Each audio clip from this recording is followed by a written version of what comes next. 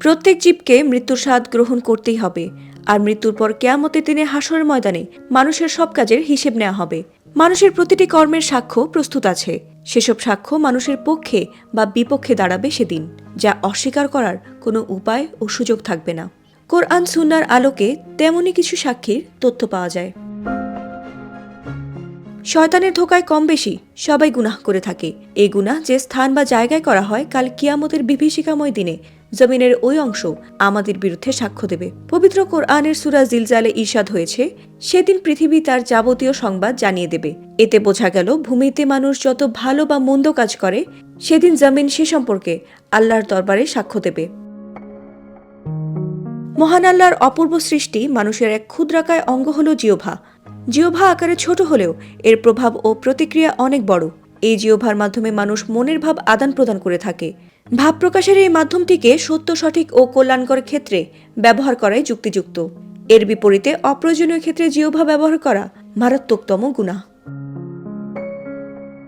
পবিত্র কোরআনে সূরা আন-নূরে বলা আছে, সেদিন তাদের কৃতকর্ম সম্পর্কে তাদের বিরুদ্ধে তাদের জিহ্বা, হাত ও পা সাক্ষ্য দেবে।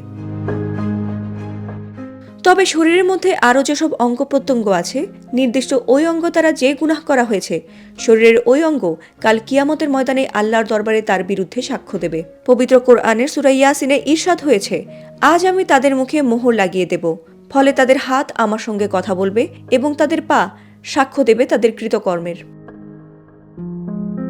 মানুষের দৈনন্দিন জীবনের ভালো মন্দ, নেক কাজ ও বদকাজ লেখার জন্য আল্লাহ তাআলার পক্ষ থেকে সম্মানিত লিপিকর দুজন ফেরেশতা প্রত্যেক মানুষের জন্যই নিয়োজিত আছেন।